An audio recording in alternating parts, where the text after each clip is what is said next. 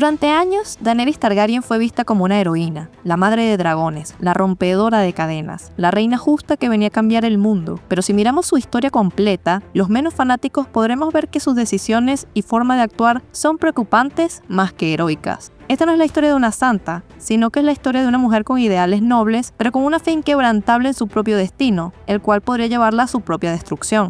Daenerys Targaryen comenzó la historia como un peón en el plan de su hermano para obtener el trono de hierro, pero tomó el control de una situación horrible y emergió como la reina de un calazar, varias ciudades y un ejército de inmaculados. Y con esto no habría ningún problema si no fuera por el hecho de que la historia, la suya propia, porque de cómo la verán otros, hablaremos luego, y el fandom nos la quieren vender no tan solo como una heroína, sino como la heroína de la historia. Aunque importante aclarar que en este video no debatiremos si ella es o no es Azor Ahai, o el príncipe prometido. Tomemos en cuenta que ninguna profecía dice que Azor Ahai debe ser tan honorable como nuestro querido Ned o un héroe impoluto. Tampoco dice que su final sea feliz, de hecho se insinúa todo lo contrario. Así que lo que diga en este video de ninguna forma la descalifica como la luchadora principal contra los otros. Démosle play.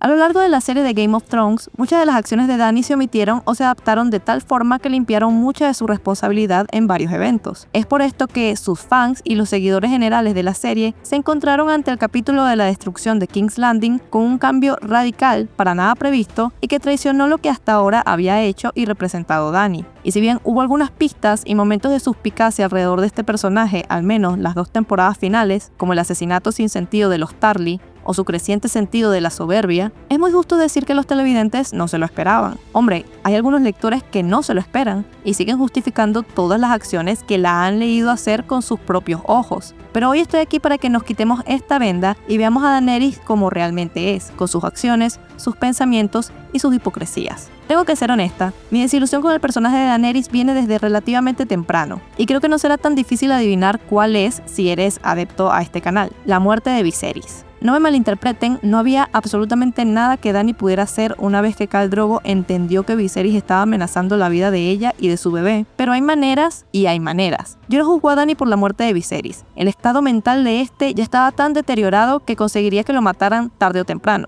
Pero lo verdaderamente problemático son los pensamientos y la perturbadora tranquilidad de Dany ante la muerte de su hermano. Porque Viserys sin duda fue cruel los últimos años de su vida, pero la misma Dany recuerda cuando era bueno con ella, antes de que la locura lo gobernara por completo. Viserys fue un terrible hermano hacia el final de su vida, pero también es completamente innegable que fue quien la mantuvo con vida luego de la muerte de Ser Willem Darry, una vez quedaron solos en el mundo. Sobre Viserys cayó la inmensa responsabilidad de una hermanita bebé, y él hizo todo lo que pudo para protegerla, llegando a vender la corona de su madre con tal de sobrevivir junto a Daenerys. Es muy fácil ver el deteriorado estado mental de Viserys hacia el final y juzgarlo como un monstruo si ignoramos todo el horror y desesperación que habrá tenido que sufrir siendo un niño mendigo con el enorme peso de una dinastía y de una niña pequeña sobre sus hombros. Sin duda para él habría sido mucho más fácil y mucho más sencillo deshacerse de Dany, dársela a alguien más, pero Viserys se mantuvo firme y de algún modo logró llevar a Dany hasta una edad en la que consiguió su propia autonomía. Por eso es que yo, y pensando en todo este contexto,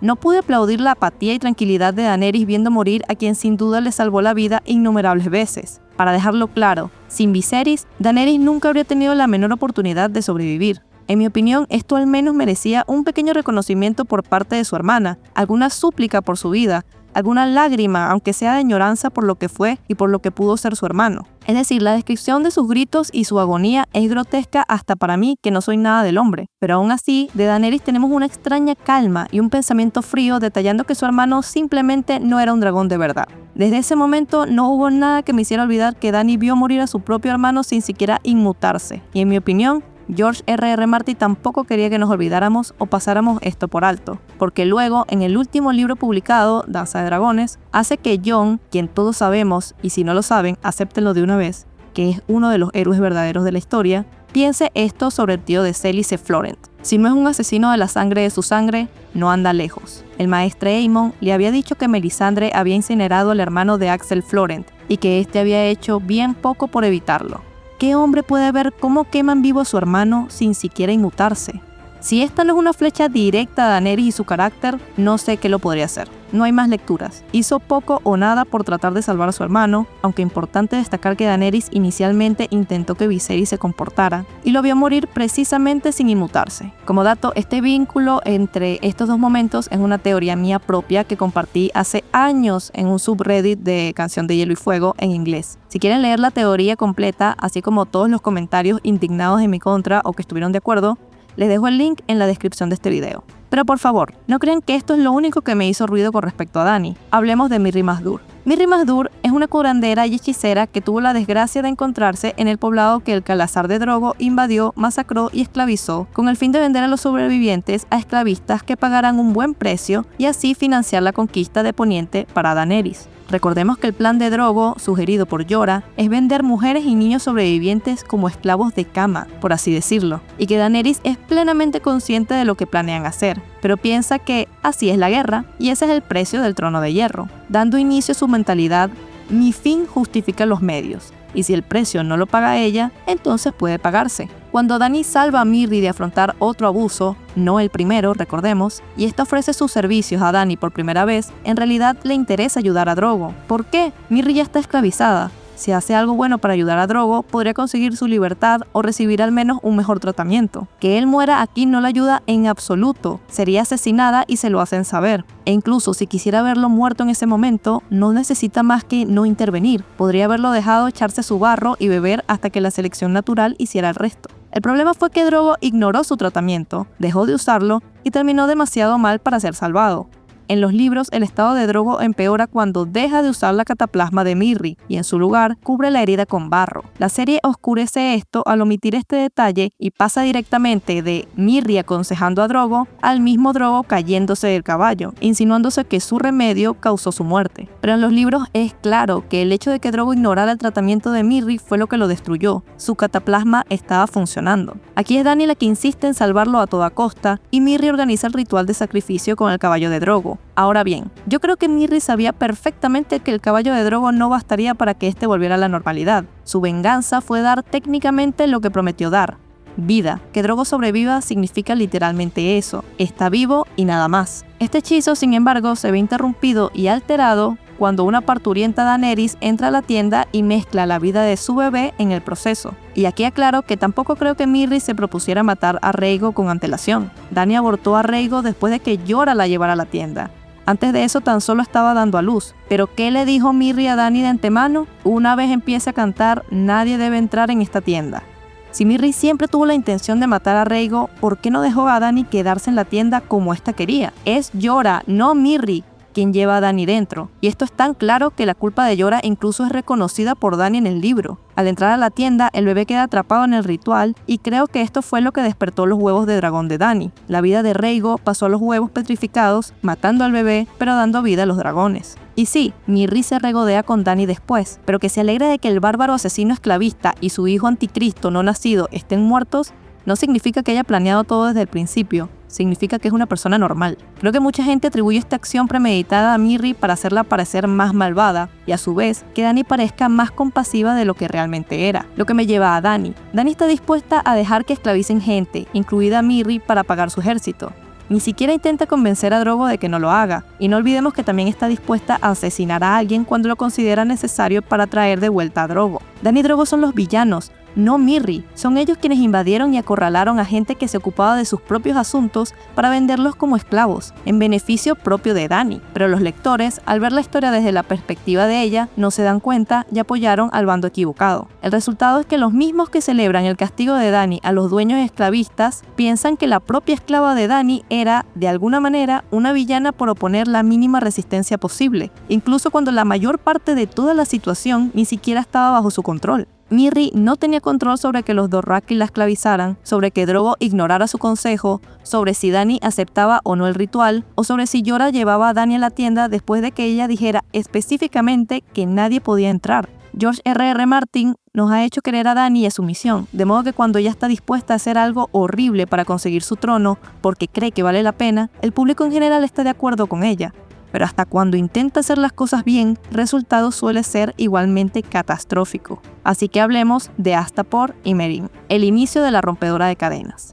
Es importante recalcar que Daenerys no tenía un verdadero problema con la esclavitud, y una vez tuvo la capacidad, su intención era tener un ejército de esclavos. Daenerys no entró en Astapor con la intención de liberar esclavos, entró con la firme intención de comprar un ejército. Su primer conflicto con la idea de desplegar un ejército de esclavos inmaculados en su campaña de Poniente no es ético, sino táctico. Como le señaló Ser Barristan, Poniente se opondría por completo a ella por el simple hecho de usar un ejército de esclavos. Su primera oposición abierta a esta práctica no tiene nada que ver con simpatía, empatía o desconfianza, ni siquiera lástima por su situación. Es el impacto negativo que la posesión de un ejército de esclavos tendría en su campaña por el poder lo que la hace reflexionar sobre el concepto. Esto no significa que no empatice con la difícil situación de los esclavos, sino simplemente que su primera oposición fue la preocupación por su campaña en Poniente, su preocupación por tener el trono de hierro. A continuación, antes de concretar la transacción, Dany mantiene una conversación con Missandei donde le explica que no necesitará a los Inmaculados después de que el trono de hierro sea suyo. Y Daenerys de la Tormenta, rompedora de cadenas, habla de vender a los Inmaculados una vez haya terminado con ellos, como lo haría un esclavista. Su primera resistencia a esta idea es que no hay mercado para los esclavos en Poniente, y su segunda es que el nuevo dueño de los Inmaculados podría usarlos en su contra. Sus dos primeras motivaciones para no vender a los Inmaculados no tienen nada que ver con la compasión ni la empatía por los oprimidos, los esclavos ni por los Inmaculados. Sus dos primeras motivaciones se centran exclusivamente en su beneficio. Finalmente, al analizar por qué Dany decidió liberarlos, no podemos ignorar estos pasajes en los que se contempla abiertamente cómo desplegar un ejército de esclavos, poseerlo y revenderlo afecta negativamente su campaña en Poniente y en última instancia perjudica su beneficio general. Que finalmente eligiera ser una libertadora no puede atribuirse exclusivamente a la empatía cuando su primer instinto fue explorar los posibles beneficios de hacer exactamente lo contrario. Y ahí radica la farsa. Una verdadera libertadora no contempla los beneficios de poseer y usar un ejército de esclavos solo para elegir ser libertadora cuando decide que esto no le conviene. La verdadera libertadora libera con el único propósito de liberar a los necesitados. En el caso de Dany, liberar un ejército de esclavos evidentemente la beneficia y ella elige este camino. La aclaman como rompedora de cadenas por una decisión que, evidentemente, fue motivada inicialmente por su propio beneficio, y al final consigue exactamente lo que quería, un ejército de esclavos, o vaya, al menos un ejército que se comporta exactamente como se les ordena.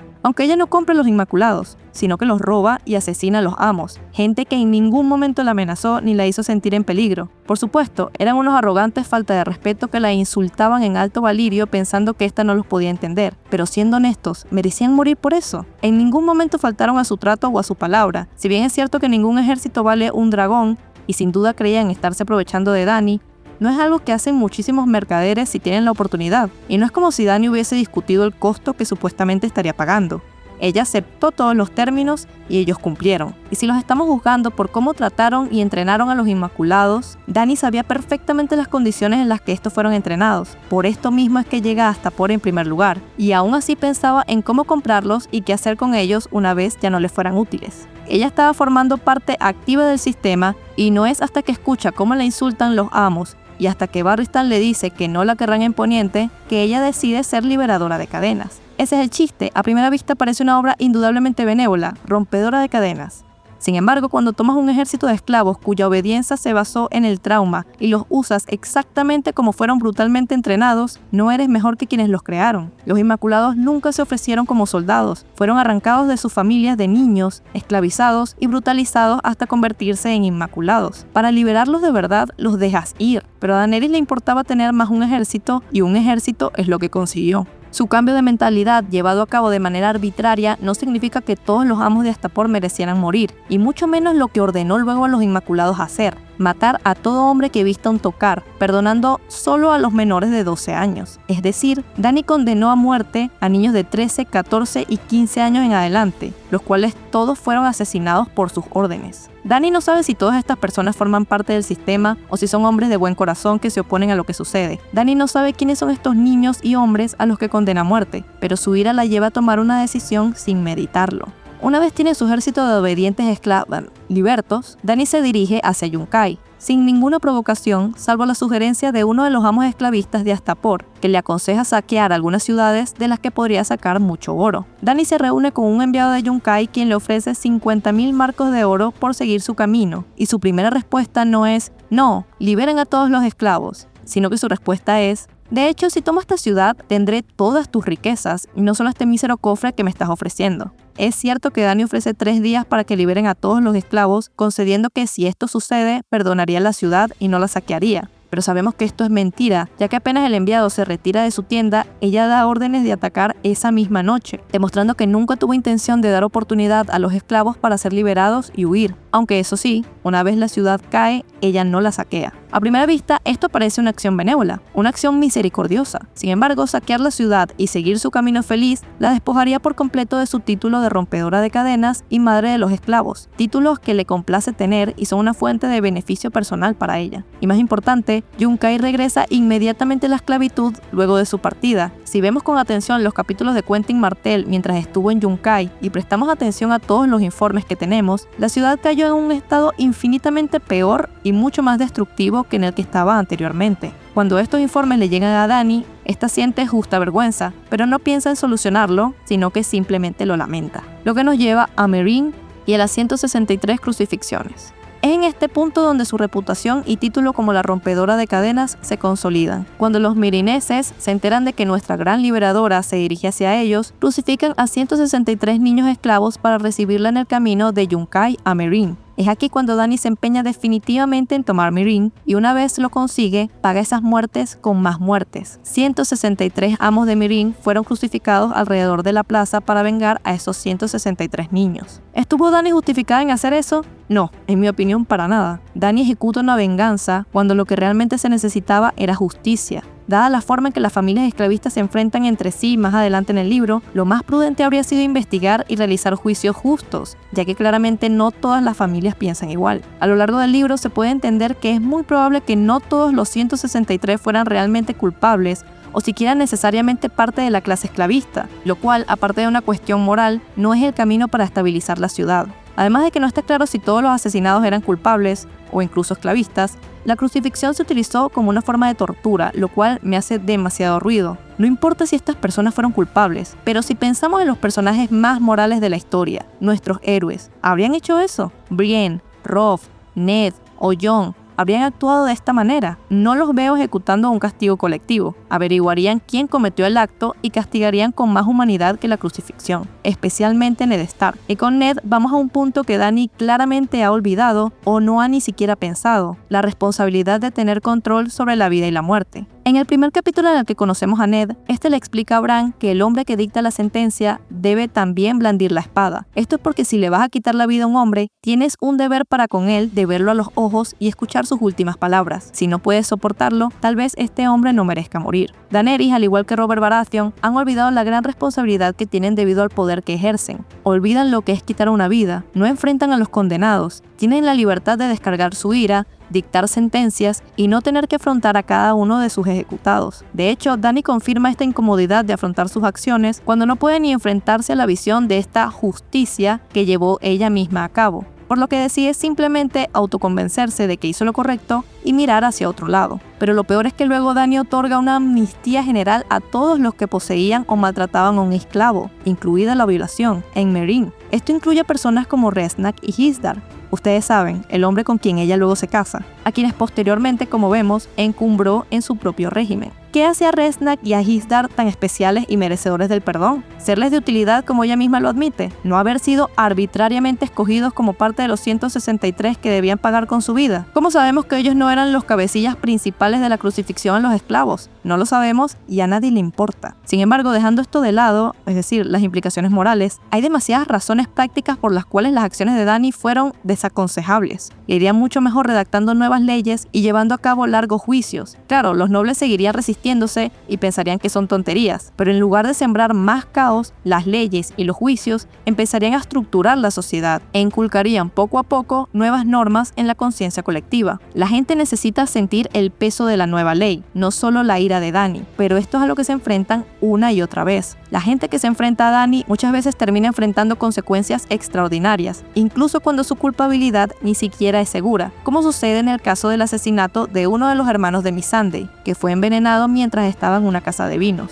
Dany siente tal cólera que hace torturar al único que tiene a mano, al dueño de la casa de vinos, pero no contenta con esto, acepta la sugerencia de torturar también a sus hijas, pero no por sospechar que ellas puedan saber algo, no, sino que lo hace como una forma de disuadir y presionar al hombre para que hable en caso de que sepa algo. Esta es de las cosas más crueles e injustificables que hace Dany en los libros, porque 1. Ella no tiene idea de si este hombre es culpable y acepta someterlo a tortura inmediata, sin valorar primero una acción intermedia. Y 2. Nosotros no sabemos qué edad tienen las hijas de este hombre, y eso es porque Dany no se interesa tampoco en averiguarlo antes de ordenar su tortura únicamente para presionar al hombre. No sabemos si son niñas pequeñas, o si al menos son mujeres de mayor edad, pero tomando en cuenta que no se sospecha de ellas, su tortura gratuita se siente mucho más injusta y difícil de justificar. En los libros Dany aún no partió hacia Poniente, pero a mí me parece muy fácil de prever que le costará ser la rompedora de cadenas y ganarse halagos fáciles en un continente en el que todas las personas ya son libres. Ellos no la necesitan para hacer este gesto vacío que hizo con los Inmaculados o los demás esclavos. En Poniente se necesita resolver problemas más complejos, los cuales sabemos que Dany no ha logrado resolver en ninguno de los pueblos que ha liberado. Hasta ahora la gloria le había llegado de manera sencilla,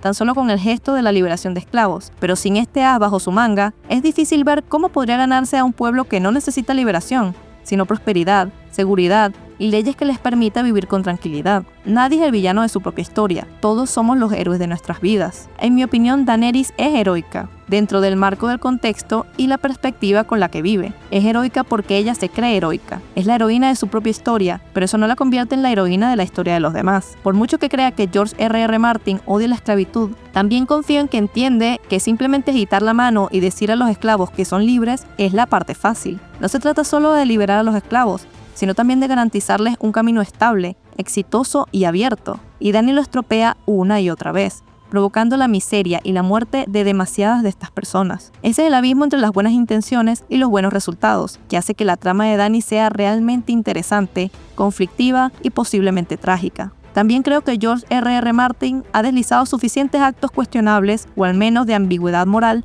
para ilustrar que el arco de Dany no es tan limpio. Daenerys quema viva a su propia esclava por desobediencia percibida, pero no ves al público defendiendo a la esclava. Se ponen del lado de Dany, la esclavizadora. Si la esclavitud es malvada y luchar contra los esclavistas es justo, por violenta que sea la lucha, ¿por qué se villaniza tanto a Mirri? Coño, la mayoría de la gente ni siquiera parece comprender que Mirri es la esclava de Dany. El argumento de George R.R. Martin sobre el papel del contexto y la perspectiva se ha perdido para una gran parte de los lectores. A Dany le parece bien que Drogo reúna esclavos para financiar su invasión a Poniente. Se siente muy mal por ello, pero aún así merece la pena. En ningún momento de la historia, ni siquiera después de convertirse en abolicionista, se siente culpable o consciente de lo que estuvo a punto de hacer. La ciudad de Astapor está completamente destruida y casi todo el mundo en ella está muerto, reesclavizado, enfermo o refugiado. No hay esclavos liberados con éxito en Astapor o Yunkai después de que Dany se fuese. ¿Acaso el abolicionismo sirvió o salvó a alguno de ellos? En última instancia, ella nunca se posiciona en contra de la esclavitud cuando hacerlo le costaría caro. ¿Necesita dinero? Así que se lleva una tajada del 10% del nuevo comercio de esclavos de Meereen. Un verdadero abolicionista no dejaría que la gente se vendiera a sí misma como esclavos, punto. Y mucho menos se beneficiaría de ello. Ciertamente ella hace muchas cosas que un verdadero abolicionista o incluso un antiguo esclavista contrito no haría, y su actitud hacia la esclavitud depende en gran medida de lo que le beneficia o no en cada momento, mucho más de lo que la mayoría de la gente quiere reconocer. Donde la serie realmente metió la pata es en la falta de ambigüedad moral, porque eso es necesario para que el desenlace final de Dany parezca merecido. Querían exprimir la popularidad del personaje y evitar alienar a la gente hasta que no tuvieron más remedio. A quienes les sorprendió el decaimiento de Dany en Poniente y lo difícil que le resultó ganar aliados, no se los critico porque la serie no se ocupó en mostrar estas carencias en su carácter. Para los demás, es obvio que Dany no se vería tan bien en Poniente y que su libro de jugadas de la Bahía de los Esclavistas no funcionaría o se vería mucho más problemático allí en ausencia de esclavitud y también en ausencia de una oposición menos grotesca. Nosotros amamos a Dany cuando se enfrenta a villanos con los que no compartimos ningún lazo. Pero ¿qué pasará cuando se oponga a Brienne, a Jaime, a los Stark, a los Martell, cuando los somete a los mismos crueles castigos a los que ha sometido a tantos? Daenerys se ha beneficiado demasiado de no compartir páginas con personajes queridos, pero si algo es seguro es que no todos se alinearán tan fácilmente bajo su estandarte. Y ahí está el verdadero núcleo del personaje. Daenerys no es una villana ni una heroína absoluta. Es una joven con poder, convicción y traumas profundos, lanzada al centro de un mundo complejo que no se pliega a ideales nobles. En esos, su justicia se sentía limpia porque los enemigos eran caricaturas grotescas, esclavistas, violadores, torturadores. Pero en Poniente el conflicto es más matizado. El bien y el mal se difuminan. Los adversarios tienen nombre, rostro, historia y en muchos casos tienen honor. Su historia no es la de una caída abrupta, sino la de una tensión constante entre salvadora y conquistadora, entre libertadora y tirana, entre la niña rota por el mundo y la mujer que quiere romperlo de vuelta. Daenerys Targaryen siempre ha sido peligrosa, no porque esté destinada a arder, sino porque está convencida de que solo ella puede encender la luz, y a veces esto basta para justificar cualquier llama. Gracias por acompañarme hasta el final de este video. Si te gustó, déjame tu like y te espero en los siguientes que están por venir. Hasta luego.